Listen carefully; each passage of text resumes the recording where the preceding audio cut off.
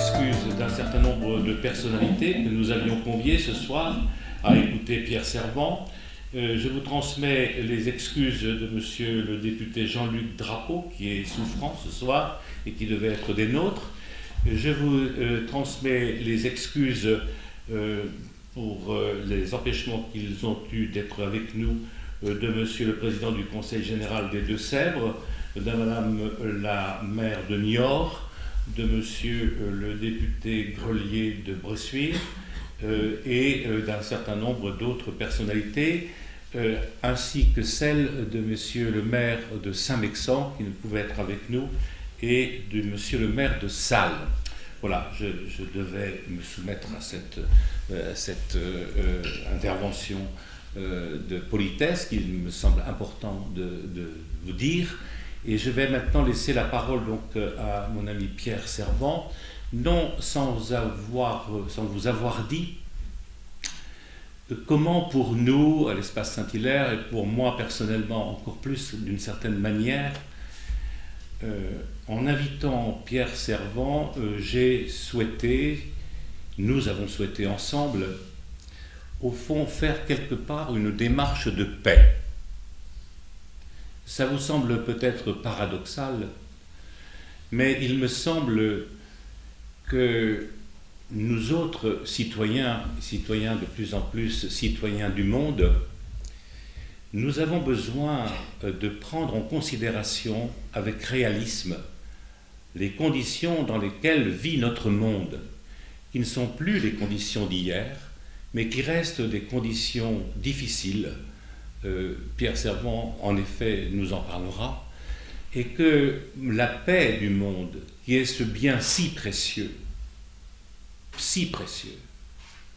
sur lequel, au fond, nous nous attardons peu parce que nous sommes maintenant, en quelque sorte tant mieux, habitués à vivre dans l'Europe de la paix, qui vient de recevoir d'ailleurs pour cela le prix Nobel de la paix.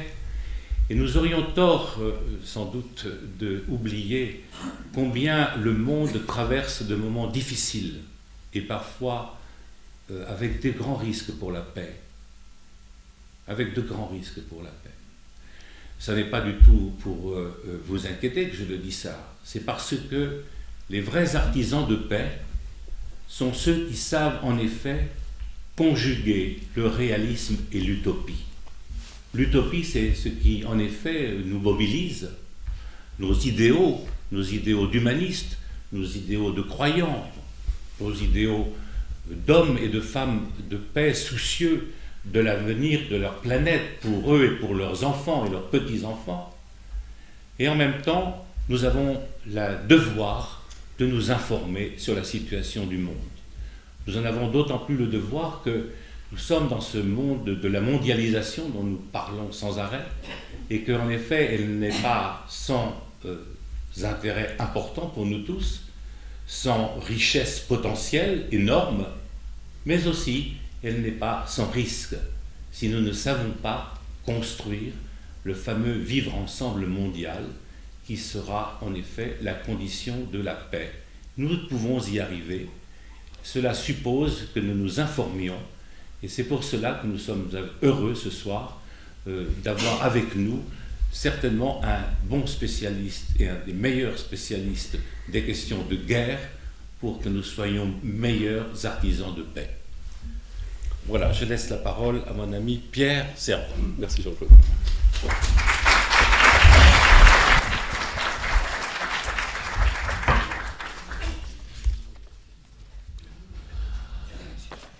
Bien, je vais parler finalement, je trouve que je suis un peu loin de vous, mais comme c'est filmé, je vais rester là et puis je vais essayer de réduire l'espace qui nous sépare. Bon, c'est toujours à la fois sympathique et compliqué d'être présenté de cette façon-là, surtout quand tu dis que je suis un spécialiste de la guerre, que je vois le nombre de citations du général Tued, d'un certain nombre de camarades d'actifs qui sont là et qui ont pas mal de bananes sur leur VM ou leur croix de guerre des TOE. Et puis il y a des grands anciens également qui sont là et qui ont connu les guerres d'hier. Mais bon, puisque je suis là, je vais me lancer. et essayer donc de vous parler de ce thème que j'ai appelé « Guerre, mensonges et vidéos », qui est en fait un chapitre que l'on retrouve dans un de mes livres. Le propos, c'est quoi? C'est d'essayer de peut-être vous sensibiliser, si vous ne l'êtes pas, peut-être vous donner des exemples concrets de la façon dont la bataille de l'image peut jouer un rôle extrêmement important dans les conflits qu'on dit asymétriques. Ces conflits bâtards, indirects, l'Irak, l'Afghanistan, conflits dans lesquels vous avez des armées de pays démocratiques en uniforme qui sont confrontés à des combattants indirects que l'on appelle terroristes, guérilleros, enfin tout ce que vous voulez, et qui vont assez souvent intégrer dans leur manœuvre la manœuvre médiatique, la manœuvre de l'image, pour essayer de reprendre l'avantage sur un terrain où ils ne l'ont pas sur le plan strictement militaire. Donc c'est de cela dont je vais essayer de vous parler, très classiquement en abordant successivement 3 points. Un petit point d'histoire d'abord pour simplement nous rappeler que ce n'est pas complètement nouveau, même si les grandes évolutions technologiques aujourd'hui, Internet, les moyens de communication, modifient quand même énormément la donne avec une capacité de capter l'image, de la retransmettre à travers le monde. Donc c'est un outil encore plus fort, ce qui fait que je pense que Internet est une arme de guerre potentielle. On l'a vu encore récemment sur la Libye avec l'utilisation d'un film hostile à l'islam, comment ça peut être utilisé, récupéré, instrumentalisé. Donc un petit rappel historique. Le deuxième point, j'aborderai des situations très concrètes que j'ai pu analyser, examiner, où l'arme médiatique est utilisée dans les guerres asymétriques d'aujourd'hui très, très concrètement, pour illustrer un propos que je tiens souvent, qui est que je considère qu'un spécialiste de la guérilla aujourd'hui, très souvent, a dans une main une Kalachnikov et dans l'autre une caméra vidéo. Ça n'est pas qu'une image. En Afghanistan, j'allais dire sur des corps de talibans, quand on pouvait en trouver, on pouvait trouver une clé USB ou des outils de communication très modernes à côté de l'armement classique. Et je vous donnerai des exemples très très concrets où on voit bien que la manœuvre de l'image, la manœuvre destinée à développer une impression psychologique sur les opinions publiques notamment, est complètement intégrée dans la manœuvre militaire. En tout cas du côté du combattant indirect, du combattant asymétrique. Et puis troisième point, j'essaierai de vous dire ce que je pense de où en est la France par rapport à ces sujets. Est-ce qu'on est bien préparé à ce type de combat, de bataille de l'image? Comment ça se joue aujourd'hui au plus près de nous? Je rappelais tout à l'heure ce qu'on déjeunait ensemble, on dînait ensemble. Mohamed Merah, par exemple, filme toute son action. Donc, il a une caméra sur le ventre et tous ses actes d'assassinat sont filmés pour une raison bien précise. J'y reviendrai et j'essaie de vous dire pourquoi je pense qu'on n'est peut-être pas complètement opérationnel encore sur ces questions en France. Je pense qu'il faudrait qu'on monte en puissance sur la compréhension, la préparation, l'organisation de riposte, ou en tout cas de prise en compte de ces éléments-là. Alors, un peu d'histoire. Regardons par exemple rapidement Bonaparte, alors qu'il n'y avait pas ni Internet, ni la vidéo, mais qui a intégré très très tôt dans son rôle de général, ce qu'on appellerait aujourd'hui la propagande, en tout cas la capacité à mettre en image, alors à travers des gravures, à travers des petits ouvrages à sa gloire, mais ça lui permet quand même de transformer une campagne plutôt funeste, la campagne d'Égypte, qui se termine quand même assez mal, puisqu'il est obligé de quitter précipitamment son armée, de l'abandonner, elle va être capturée par les Anglais, et finalement il en sort quand même des éléments assez fastueux pour la saga Bonaparte. Donc vous avez des personnages qui savent, qui comprennent que faire c'est bien, mais faire comprendre, faire voir, faire sentir, c'est encore mieux, et que si ça peut être très éloigné de la réalité, c'est pas grave si ça permet de construire un destin et d'avancer. Du Vietnam, vous avez une offensive pendant la guerre du Vietnam versus américain. Il y a une grande offensive qui est très connue, qui est l'offensive du Tet, qui doit se situer en janvier 68. Donc c'est une grande offensive des combattants vietnamiens communistes, notamment dans Saïgon.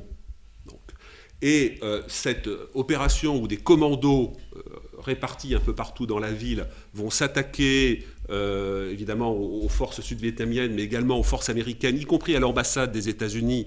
Et d'ailleurs, certains commandos nord-vietnamiens parviendront à pénétrer dans l'enceinte, pas dans l'ambassade, mais dans l'enceinte de l'ambassade. Cette opération-là du Nord-Vietnam sur le plan strictement militaire est un échec majeur, puisque 90% des forces qui ont été introduites dans Saïgon seront tuées. Et Ho Chi Minh y a mis un certain nombre d'éléments importants, avec des cadres solides, retaillés, qui ont été tués. Et pourtant, cette bataille-là est une victoire politique et médiatique pour Ho Chi Minh, qui l'a construite comme cela. Pourquoi va-t-il à Saïgon ? Parce que qui se trouve à Saïgon ? Les journalistes. Donc, il va offrir aux télés, notamment américaines, les images au plus près de chez eux. Il sait très bien comment la presse fonctionne. Donc, tous les journalistes sont dans les grands hôtels à Saïgon. L'événement est à leur porte. Et donc, les Américains vont être submergés d'images qui montrent que, alors qu'on les bassine depuis des mois et des mois sur le fait que la menace communiste est contenue, que le Nord-Vietnam se fait matraquer, etc., là, dans un bastion normalement tenu par le Sud-Vietnam et par les Américains, ces forces viennent défier cette puissance. Et la presse ayant à l'époque une très très grande liberté de manœuvre, ces images vont se déverser à l'heure du dîner dans les chaumières américaines, et les historiens estiment que, en quelque sorte, d'une certaine façon, la perte de la guerre du Vietnam par les Américains commence là. Elle commence là parce que le peuple américain commence à se dire « mais c'est quoi ce conflit à partir du moment où nos intérêts sont directement touchés, où finalement ces combattants qu'on nous dit être des va-nu-pieds arrivent à attaquer directement des centres du pouvoir qu'on est censé protéger ». Donc vous avez une rupture psychologique qui est faite. Donc c'est très intéressant. Et chaque militaire, parce qu'en gros tout le monde est passé à la casserole du côté des combattants communistes, réussite politique et médiatique. Je vais vous prendre un autre exemple à partir d'un grand réalisateur soviétique, que peut-être peu d'entre vous connaissent, qui s'appelle Roman Karmen, qui est un réalisateur, un cinéaste de talent, qui a mis son talent au service de la cause communiste, et qui, de la guerre d'Espagne à la Seconde Guerre mondiale, à la guerre de Corée, à la guerre du Vietnam, va mettre son talent de cinéaste au profit de l'Union soviétique, et avec un talent absolument extraordinaire. Je vais vous donner un ou deux exemples pour vous montrer, là encore, comment, à partir d'événements, la construction ou la reconstruction de l'image va permettre d'avoir, à l'époque peut-être pas encore mondialement, mais très largement à travers la planète, un impact qui va complètement démultiplier un succès militaire sur le terrain. Alors, ceux d'entre vous qui s'intéressent à la guerre d'Indochine versus française, et notamment à la chute de Dien Bien Phu, vous savez que très souvent, quand il y a des documentaires sur Dien Bien Phu, on voit à peu près toujours les mêmes images, notamment de la chute, qui sont des images qui ont été refaites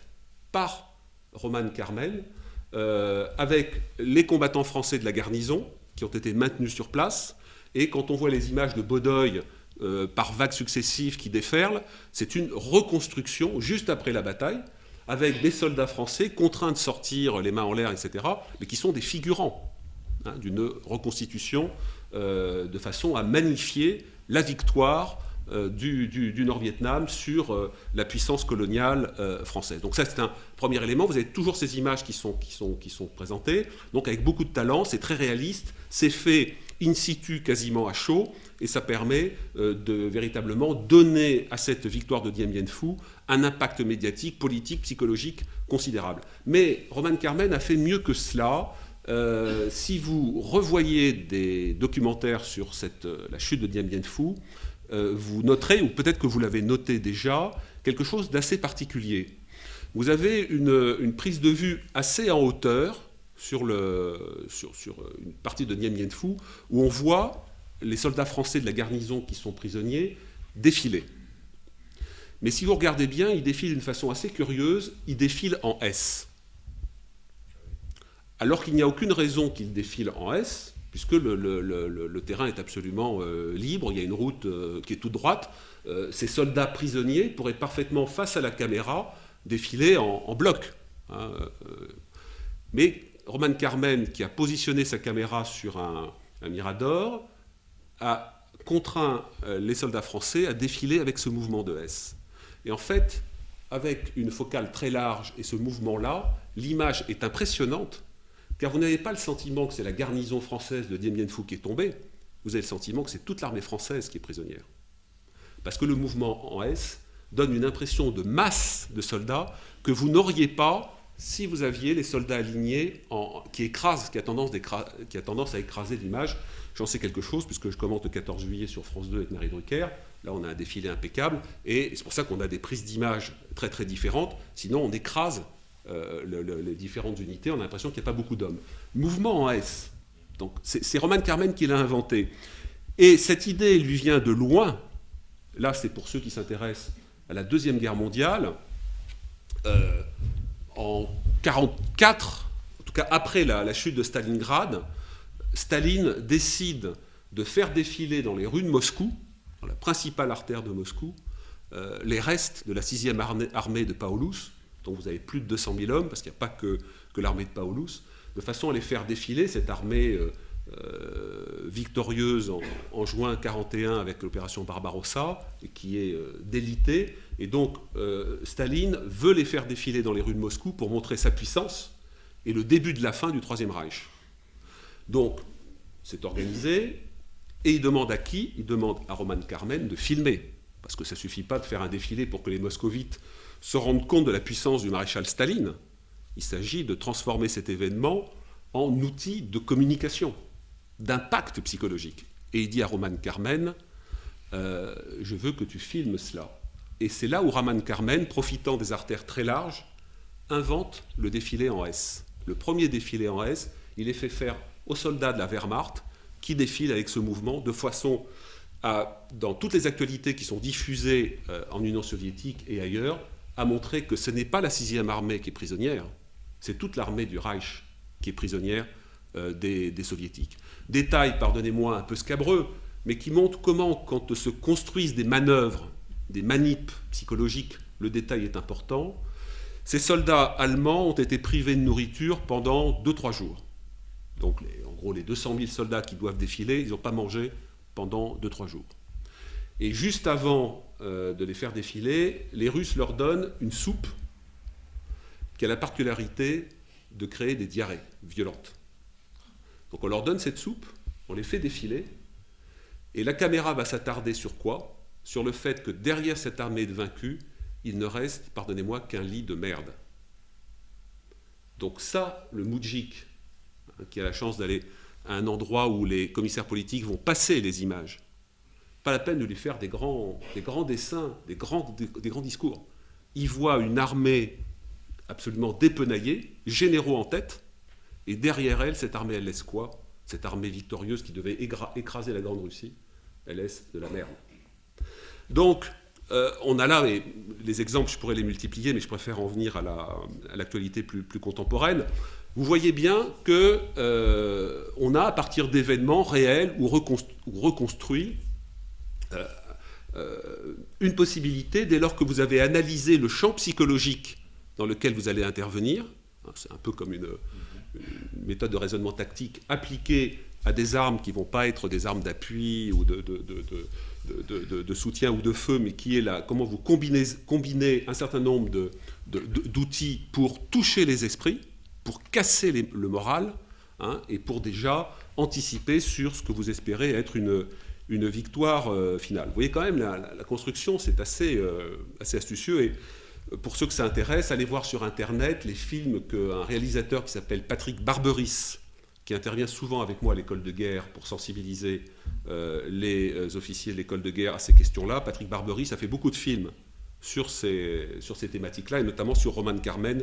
C'est absolument passionnant. Alors, voilà, donc l'histoire, bien des exemples qui montrent qu'encore une fois, depuis longtemps, on sait qu'on peut peut-être perdre une bataille, mais qu'on peut gagner une guerre psychologique ou médiatique ou politique. Je ne m'étendrai pas sur la guerre d'Algérie, gagnée militairement, perdue politiquement.